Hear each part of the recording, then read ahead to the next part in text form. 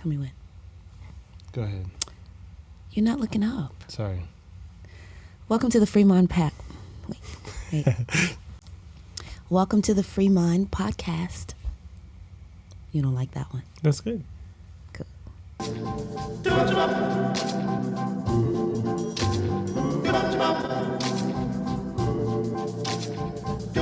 Are the stars out tonight? All right, y'all. Welcome back. Hey, everybody. As you can, if you're watching this, you can see we're in front of this orange couch. Is it orange? Ish, Kind yes, of ish, burnt orange-ish. Nerva, like a Halloween Nerva likes orange. these colors. She likes these colors. I do. So I love colors. we're at these at Nerva's office at Liberty University here because we are in between kind of houses and moving and all Yes. that. So we had to set up this Not on behalf of Liberty, I must say. Yes. We just happen to be here. Nothing here is either approved or disapproved No. or liked or disliked or Independent project. Just want Independent to clarify. project. Yes. But yeah, so we're just setting up here trying to do it wherever we can these days. So thank you guys for your grace. I know we normally like to try to get out episodes every Monday, but man, life is just crazy. But officially, congratulations, Nerva. You finished your master's. You got your certificate in the mail the other day. Excited. I'm back in my master's.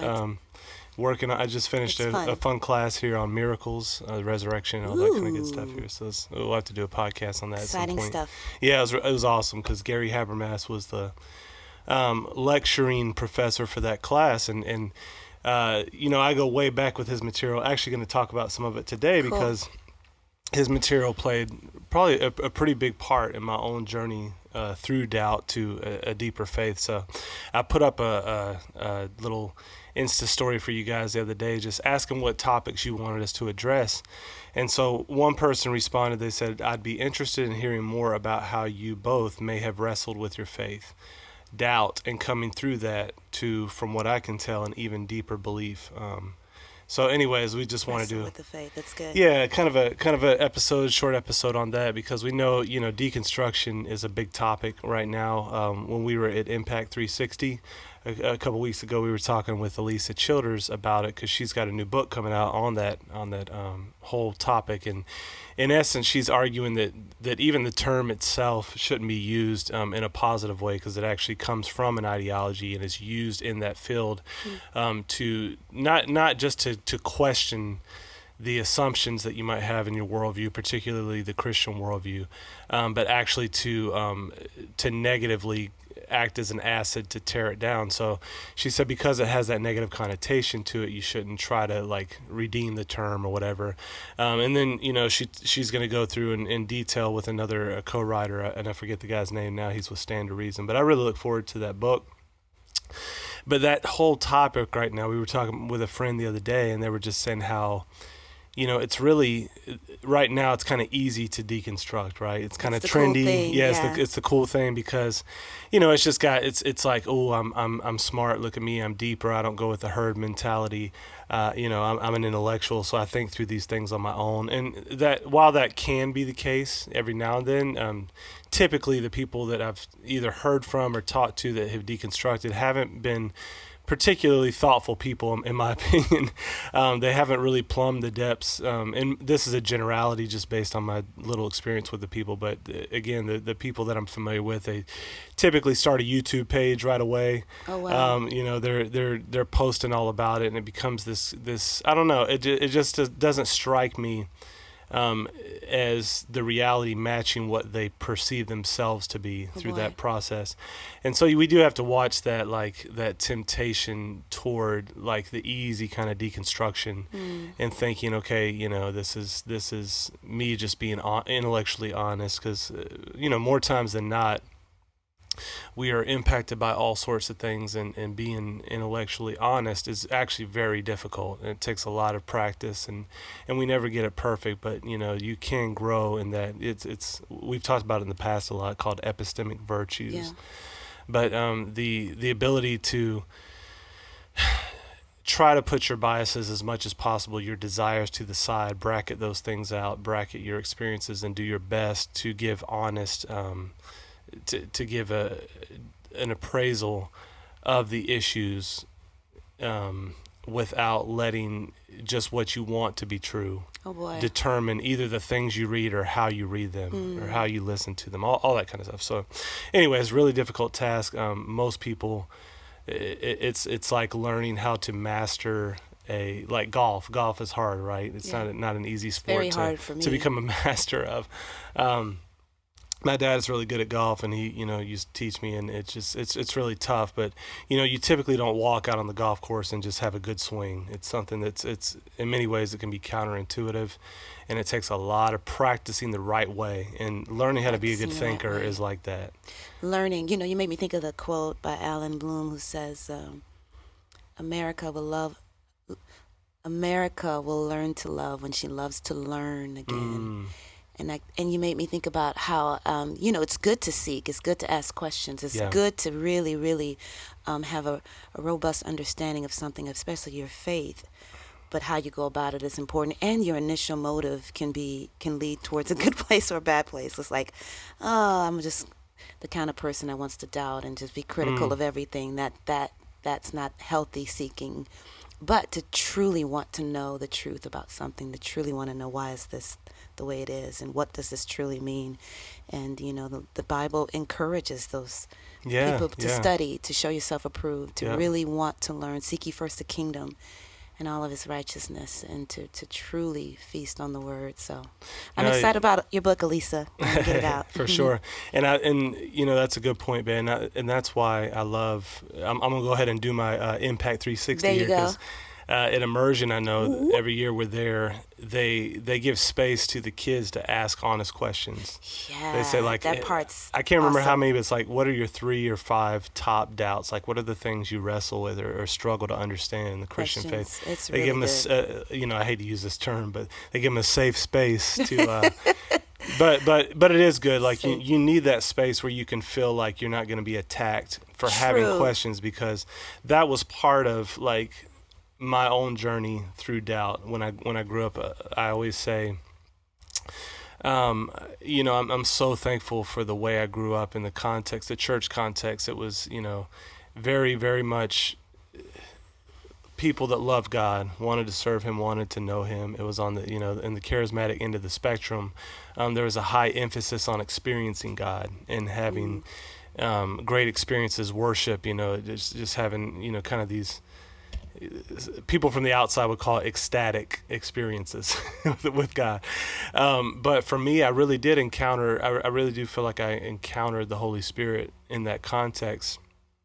And, but there wasn't an emphasis necessarily on understanding really why we believe what we believe. You were just supposed to the Bible's true, just believe it. And when I did have questions, sometimes they either weren't taking that seriously, or you were almost made to feel bad. Like, what are you doing? This is that you're doubting, and that's a sin. And there's a deeper discussion where that can actually, there can be some truth to that depending on the type of doubt you're talking about. But in my case, I many times I feel like I had honest questions like the kids that come to Impact, and they weren't handled where I felt safe to express those and work through them with mentors that could help me through it. So thankfully, my mom, though, did help. She began to do some thought, because, it was just it's a different thing for that generation by and large. This is a generality, maybe even just where in the area I'm from, but the people I met in the age group didn't tend to ask, does God exist, or how do we know that the Bible's true? They started with that presupposition, and then they had debates about which denomination was right. Gotcha. That's probably how I grew up. We weren't overtly or even nominally Christian, but I assumed God was real. Yeah. I didn't always walk close to him or acknowledge him, but you just knew, okay, God's real, and that's about it. That's as far as it went for me. But I don't know that I ever asked the question, does he really, really exist? Because it never really entered my mind. So that's very interesting. That is, yeah. So you didn't have that with your family, right? No. What about the Bible? Did y'all take that as like, this is scripture from God? Do you remember? The denomination, I was raised Catholic, and it was a different kind of experience with the Bible. We didn't read the Bible much. It kind of sat there, and it was sacred. But when I began to read the scriptures, that's when it began to just really change my life. At that moment, I was learning that the Bible is the Word of God. Once I believed it, I believed it. But I didn't grow up knowing it at all or reading it. So What about competing religions? Did you have any thoughts on the Quran or? no, it didn't even. I even- heard. I mean, I knew of these other Yeah. religions, but I didn't think that deeply about things What as about a child. like the kind of the Haitian religion and like some of the voodoo and stuff like that? Did y'all have any thoughts on that growing up? If they did, I didn't talk about Okay. it. I just kind of was like, oh, we just do our routine. We go to church, we come home, we obey our parents. God's real. We don't have a close relationship with him, but we fear Yeah. him and we live for him. He's kind of doing American yeah, life from that was it. So it wasn't a robust relationship, nor was it thoughtful, nor did I doubt. yeah. But And I don't that know makes why. sense. Like it was weird.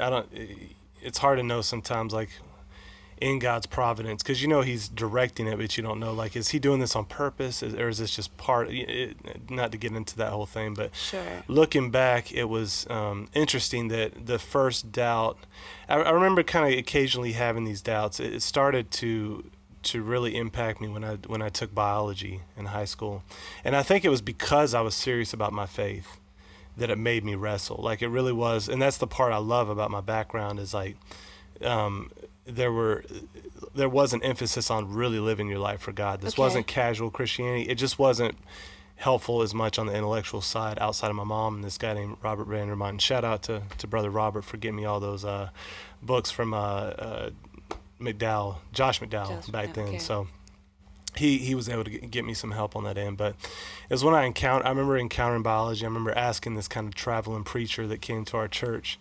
I was so excited, because it was a big deal back then that you have revival. You put revival. Coming in town. The letters are up on the church sign, revival coming. And we had the pastor come in. We were hitting that joint every night for like 3 weeks. And I remember I worked up the courage to kind of like me in the hallway. Is like, man, I said to him something like, man, I'm struggling a little bit. How do I know that evolution isn't true? And he kind of just looked at me and said, well, the proof's in the pudding, son, and just walked on. And I'm still trying to crack that code. Yikes. But there could be a deep way of actually cashing that out. I don't know how he meant that, and maybe it was just. How did that crush you to hear that? Did it discourage you? It didn't help me. Right, for sure. I was like, it just felt like dismissive, and I'm studying this stuff every day, and they're telling me how these textbooks they're showing you, quote unquote, these proofs of the age of the earth, the being, I forget at the time 4.5 billion years old, and humanity being millions of years old, and the process, and here's the bones we have, and here's the DNA tests, and all this kind of stuff. So were you in high school when you were? Yeah, in high school. And so I was struggling with that. Didn't really know how to put together. We had just like inherited the young Earth creationist position, which says the Earth is anywhere from 6,000 to 9,000 years old. That humanity was a special creation, kind of out of nowhere from God. No previous, like, they didn't come from hominid species or anything like that. So I'm hitting this stuff for the first time, not really knowing how to work through it. Then shortly after that, I go to youth camp, and I really have, again, another experience with God that I felt like was a genuine, like, I'll call, again, the clinical ecstatic experience with God. And Yes. and I sit down right after that, and the question comes into my mind, and it was just simple. It was like, man, how do you know that this is true? Like, how do you know Christianity is true and not Buddhism or Islam or whatever, And I began to struggle, and I was like, man, how do I know that experience I had isn't just some psychological phenomenon? Maybe my brain does something weird, or I work myself up into something that's not really there, and feeling that. So I began, that was like the first time that it kind of took root in me, and I began to really, I couldn't let it go. Like, Okay. there were times before that I'd sort of have these doubts, but I could let them go. This became sort of obsessive at that point, and so it would bother me. I'd wrestle with it. I'd read, and then it kind of dissipate. But I couldn't find like a great solution that would like make me feel comfortable for long periods of time. Fast forward, this would continue. I would have these bouts with it, say like a couple weeks on, and then like a couple weeks of not thinking about it much. And during this time, you're not having any what do you call it? Like, I'm hearing you express like it was an intellectual doubt. Were you rebelling against God at the time? Were you having some challenges outside of this struggle that might have nurtured this doubt, or was it just a plain old doubt? Yeah, that's a great question, because and this is where Habermas's work in particular Okay. later on helped me out. So he talks about doubt in three categories, because he even talked about how he wrestled a lot with doubt on and off throughout his life, and he actually almost became a Buddhist at one point. Okay. And so he three types of doubt he talks about. One, intellectual doubt. Two is emotional doubt. And three is volitional doubt. He says three is the most dangerous kind, because that's the willful doubt. That's the kind when like you've really decided against Christianity. You're looking for ways out of it, at that point, which you can find scholars to support basically any point of view out there. And so, you're on a quest to disprove it because of you want it to be false. Gotcha. The emotional doubt, just what it sounds like. It's like doubts that come that aren't really necessarily rooted in just questions, but they come to you like you're tired or you're feeling Suffering bad. Suffering. Okay. You kind of just start to have these vague thoughts of, man, maybe this isn't true, or maybe I can't trust the Bible, this kind of thing. Gotcha. Okay. And he says one of the telltale signs of emotional doubt is even when you answer that doubt, the feeling doesn't go away, and you're still struggling the same as you were. And then of course the one that I think everyone assumes that they have all the time is the intellectual doubt. And that is just having like genuine intellectual questions about the truth. Does God exist? How do we know he exists? Like, what do we make of the Trinity? Is the Bible true? What about suffering? The hiddenness of God? These kinds of questions that kind of impact you. Okay. And so one more question. Yeah. So I'm hearing you. Go ahead. Finish off those. Yeah, no. So yours was more. Yeah. So this was part of the key for me. Is I began to discover there was a mix of intellectual doubt and emotional doubt, and I thought it was all intellectual. Now it wasn't.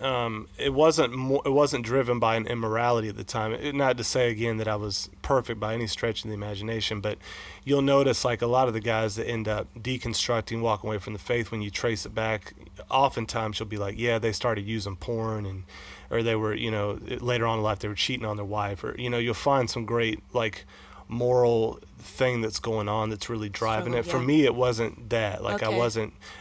In fact, I was really seeking God. I was a leader in my youth group. I was going after the things of God. So that's what made it even harder.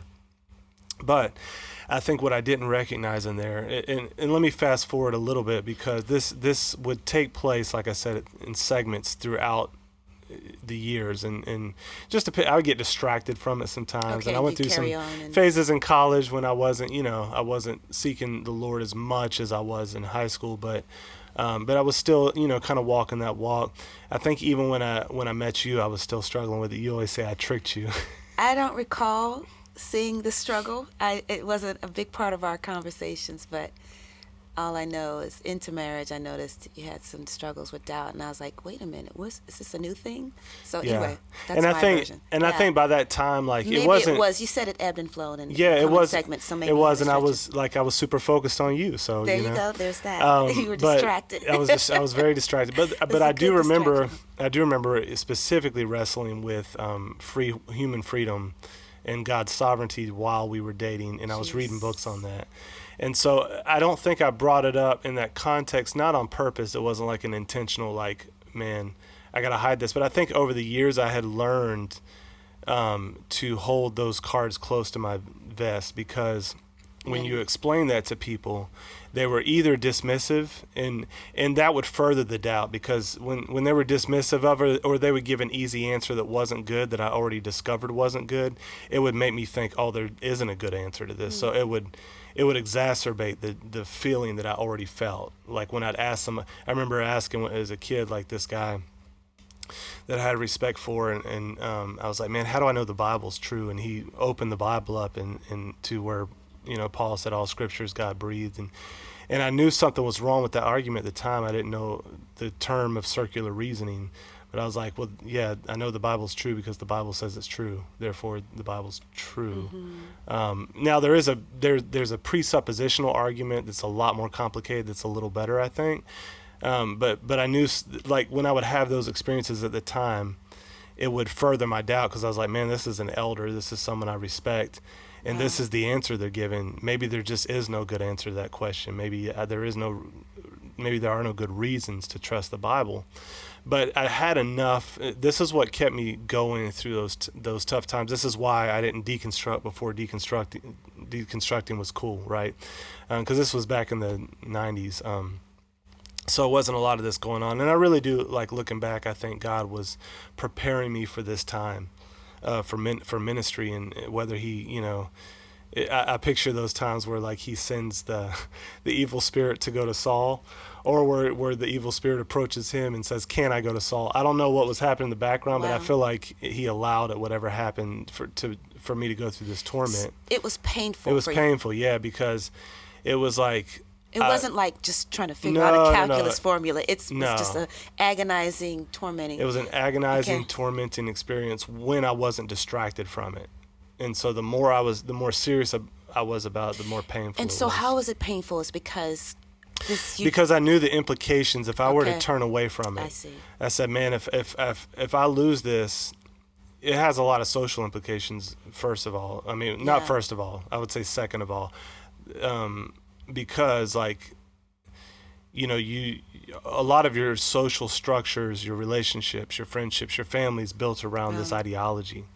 I was willing to do that. Like, I didn't want to lose that, but I said, I can't pretend. Like, if this is false, I've got to follow it where it goes. Like, I can't, I don't have the makeup to pretend. That's really true about you. We'll be sitting in church and something kind of goofy going on, and I look over at Seth, and he's got this look on his face. I say, "Babe, can you just smooth it over for the next 5 minutes? We'll be done." I feel like he cannot pretend, and I love that. And that doesn't always work well when we're on stage as guest artists, right? She's always telling me to fix my face. "Babe, can you just we'll be done." And I try not to. Like, I'm not trying to be a jerk or anything. I think that's great. I think it's a wonderful quality. You're very honest and forthcoming, and just I feel like I've lost us donors in the past and potential potential opportunities, because, like, I just, for whatever reason, especially when it comes to something that important, I can't pretend. I won't pretend. Good for you. I will admit where I don't know what I don't know, and I will try to be humble, because I do realize, like, how we know way less than we think we do. Like, part of this process has humbled me in a lot of ways, even as far as, like, the use of reason and the ability to put your confidence in it and all those kinds of things. But I can't be dishonest with what I think is true. And so that I had to face that. So that was part of it. But the biggest part of it was, I knew for my own self, if I walk away from this, what else is there? Like, the disciples even said it to Jesus, when he was like, "Where are you going to go?" And he's like, "Are you going to leave too?" And they're like, "Well, where could we go?" You have the words of life. And I also, like, the Apostle Paul, if Jesus is not raised, we're all doomed, eat, drink, and be merry. And I knew, like, if for me, it was the biggest question was theism versus atheism. Does God exist or not? And I knew enough to know by this point, if I came down on the side that God does not exist, then there is no morality.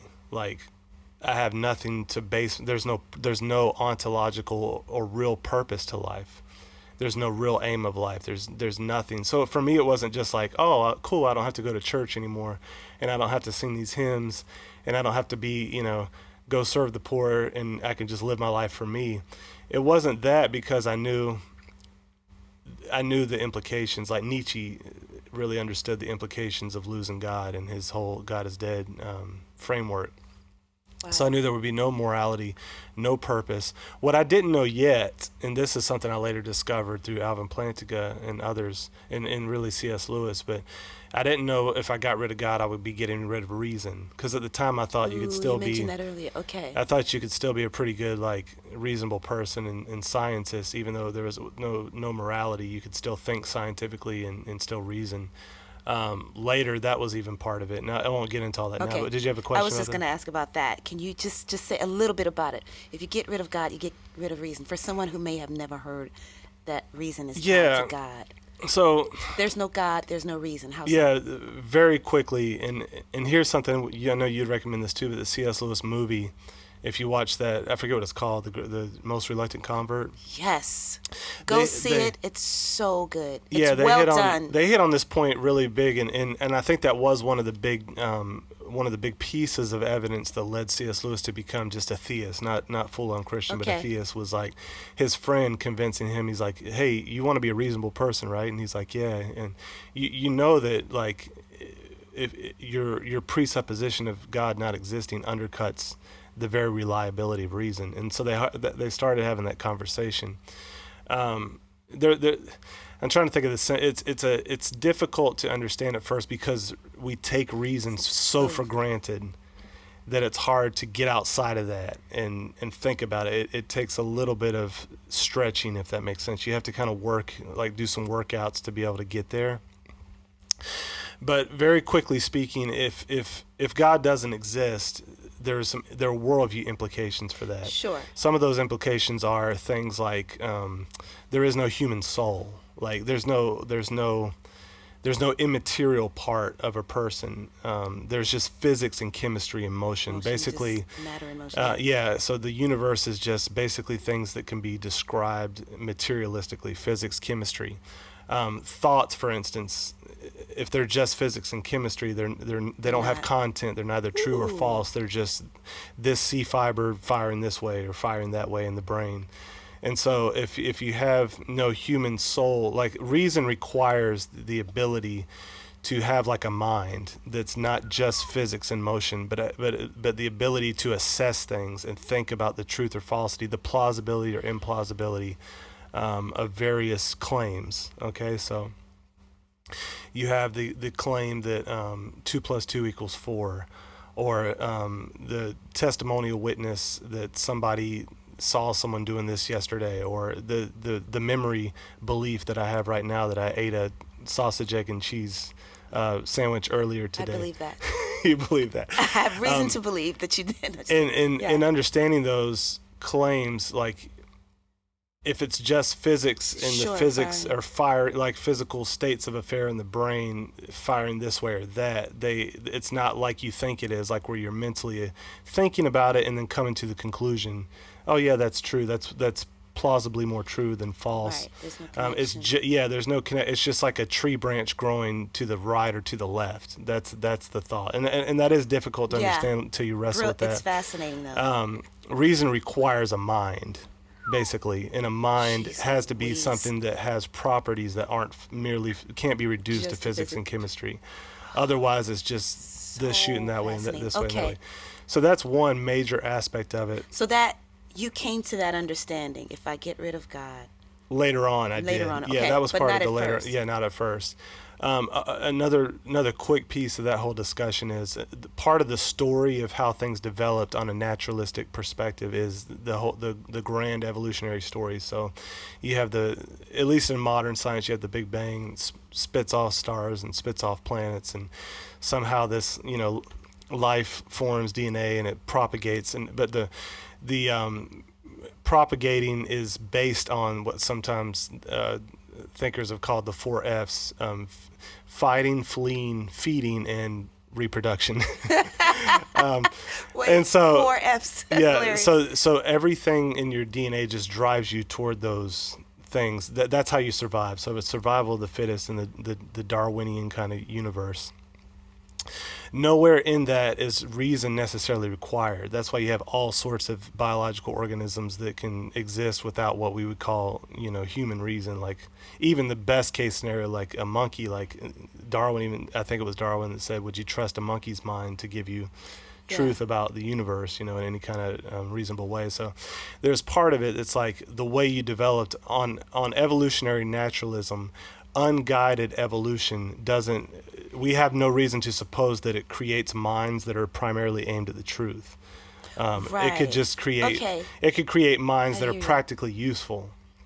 But does it give us the truth about physics? Does it give us the truth about science? Especially the deeper you get, like why think that this mind that was cobbled together by things that were aimed at the four F's. They weren't aimed at truth. They were just aimed at basically surviving and reproducing. So the brain that was cobbled together by blind forces toward that end, to be able to trust that to give you truth about reality, like ontological truth, is a leap in the dark. So anyways, there's a lot there that basically, if you have a God who created the human mind and created the universe and gave it a connection where you can understand it and apprehend it, you can properly then begin to say things about it, and language can then describe reality. That comes from a mind design, because there's a connection between the two. But if you don't have that connection, and you just have blind processes producing this brain that's producing these other thoughts, then how do you assess between those based on that brain that was produced by, in essence, like a storm sweeping through a junkyard and creating an airplane? Yeah. Would you fly that plane? Nobody would, you know? Would you trust in that plane to get you off the ground?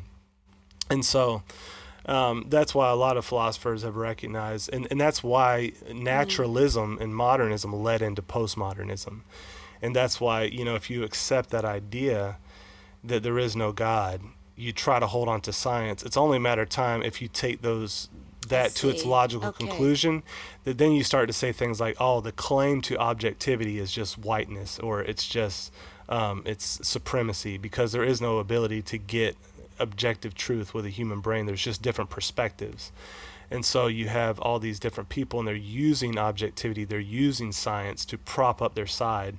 These are all power plays, because the idea that human language can even express reality as it is a non-starter for the postmodernists. And they're right. Wow. Like, if naturalism is true, it's hard not to slip right into postmodernism. So that's a long story. So let me bring us back to my original question was like, how do I know this is true? So I began to dig down on that.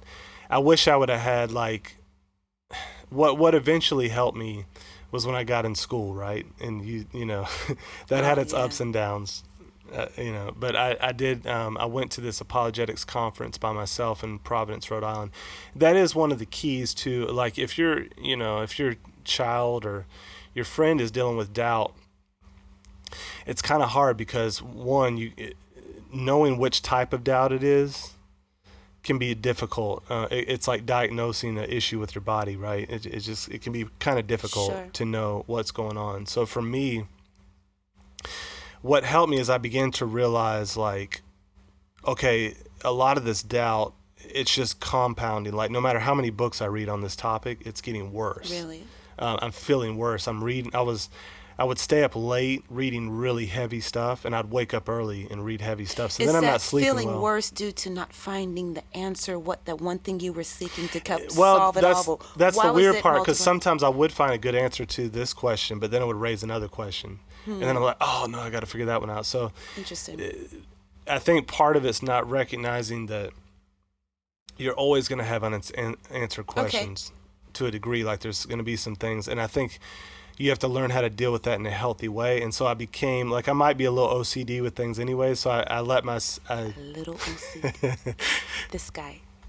So I let myself, like, that was the emotionally unhealthy part, was not recognizing when to cut it off. Like, you know, eat well, sleep right, don't read heavy stuff. I remember I learned that from Greg Kokel. It's like, he would say, don't read super deep stuff, 2 hours before bed. Because I was doing it in bed, like with my little night light, like reading, heavy philosophy till 2 a.m, and then it would sit on your soul, and you wake up early, and you're doing, and I'm jumping back into it because now I'm even more confused, and I had no oversight, no overseer helping me with that, and so part of it was emotions were getting mixed in with the intellectual side, and I didn't realize how to tease them out and how to make a healthy space for me to have those questions. So there was all that involved. So if you have friends and kids that are doubting, you do want to be careful. Like William Lane Craig used to say that too. He said, people sometimes have this idea, well, I got to listen to the other side. So they'll go on and they'll read the Richard Dawkins and they'll read Sam Harris. This was back in the New Atheist day. And, what he said about that was, for you, that's like pornography for many people. Like, that's actually, you shouldn't go do that because you don't have the tools to understand the errors in their thinking yet. And that's not to say that, abstinence is always best. Like, but you have to, because we're not taught how to think in our education system anymore. You're a sitting duck if you go and read Richard Dawkins, and you don't know how to assess deductive arguments, inductive arguments, empirical reasoning, all these kinds of things. You're just a sitting duck. So this kind of like naive idea that, well, I'm just gonna, you read this 18-year-old, and I'm gonna read Dawkins and Craig, Well, it's probably not the best idea if you don't have the tools. Now, if you have the tools, like when I was going to Biola doing the program in Science of Religion, there we were reading Darwin, we read Dawkins, but it was because we were equipped to handle that stuff. You can't just, it's as foolish as like walking where you live in South Side of Chicago just with no, like, and not paying attention and just thinking you can wear any kind of colors you want. You need to know where you're at. Assignment. You don't understand the assignment. There's a naivete to that, and you, so it's, there's a trickiness too, and some of these guys that are even doing that kind of work, some of them are honest atheists, and there are some very brilliant atheists, but some of them are dishonest, and they're going to use sleight of hand, and you're not going to know it. Some of them are just mistaken, and they're not even, like Dawkins, for instance, isn't a good philosopher by any stretch of the means, but he uses his credentials in this area of science to prop up his authority whenever he even speaks on philosophy and theology, and people that don't know any better are taking his statements with weight in those areas. That's good. And they don't have the ability to assess it for themselves. And so I wouldn't encourage you with your kids or your friend to just say, oh yeah, just go nuts, go on YouTube and find it. Like there needs to be a place where they're having some oversight. What were you going to say? Two things. You taught me about that a while ago, about a person kind of speaking into something that doesn't have the correct authority in that particular field. And so in the day of social media, where everyone has an opinion, everyone has a book, everyone has a podcast, and everyone feels led to have a platform, you just have to understand, like, a lot of people are learned and educated and have the authority, and a lot of people don't, and just knowing the difference between the two. And another thing I was going to say was, growing up, I didn't meet many atheists or people who struggled or had doubts, but I've learned over the years to not be afraid of it, to not let it freak you out, so to speak. Like I come across students here who kind of struggle with it, and having experienced it and walked through it with you, I understand now. And so you can reach a place where you can understand and identify the kind of doubt, and just be a gentle ear, or be someone who can be a signpost, point them in the right direction. So did you have that? Did you have friends that you could talk to about it, or you learned, you said, to kind of keep it? Yeah, I learned, which is part of the reason that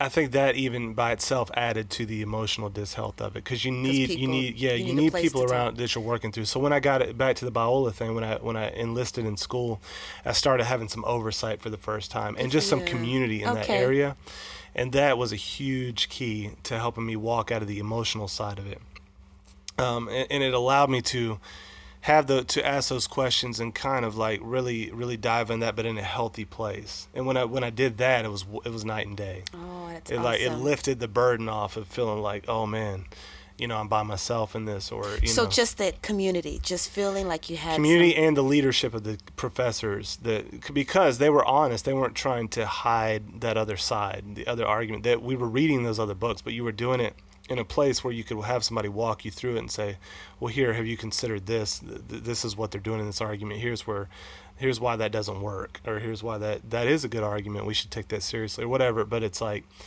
having those that oversight. It's just like, that's what education should be like.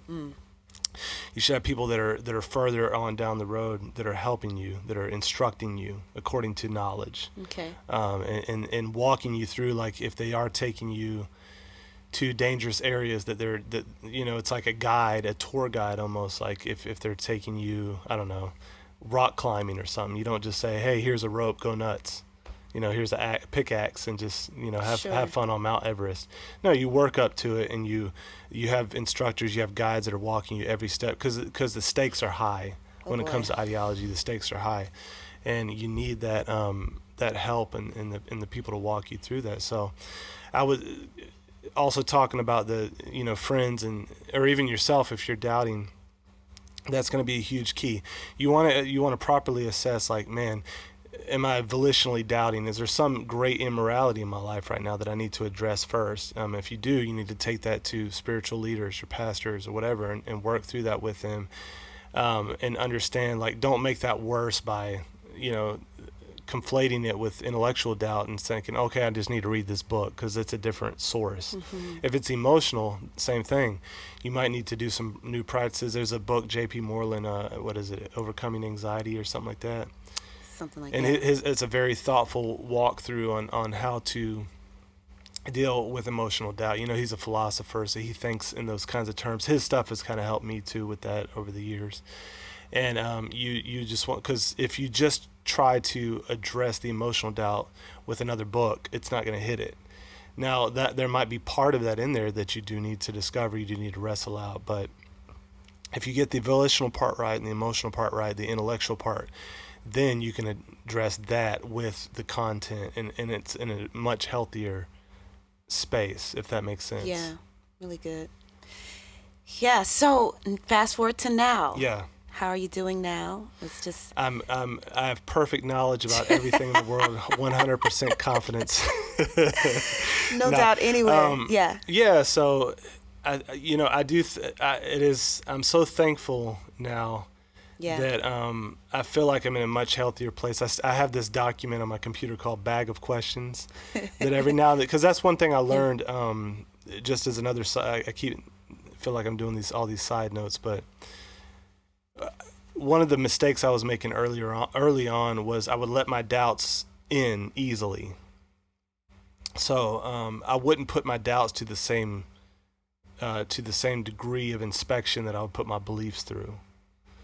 And so they would come in unchecked, like they came in easy. Ooh, that's good. And so that's one thing that Dallas Willard used to say, that you gotta believe your he would say, like, all four: believe your beliefs, believe your doubts, doubt your beliefs, and doubt your doubts. Like, in other words, you have to put every thought that comes through to the test. Say those four again. Believe your beliefs. Yeah, believe your beliefs, doubt your beliefs, believe your doubts, and doubt your doubts. Depending on what they are, when they are. In other words, but another statement that people would say that was helpful is, like, learn to doubt your doubts. Amen. That's good. Because, like, a what if question is cheap. It doesn't carry any justification for it. It's truth or falsity. It's just a what if, and it's a fear that will sometimes accompany that. Oh man, what if I lose everything, or what if Christianity is false, or that those can come in, and that could actually paralyze you and keep you from moving forward in what you're doing. But you see how there's no reason necessarily to believe that in a given case. Mm-hmm. And so you can't just let those doubts come in unchecked. Like, if a doubt comes in, like, okay, the Bible isn't reliable. Okay, based on what? There you go. Okay. Have I assessed that thoroughly?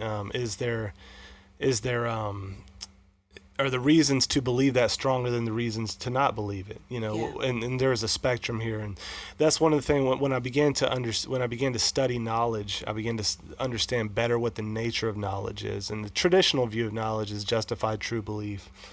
And so you have, if you have these three items, you have knowledge.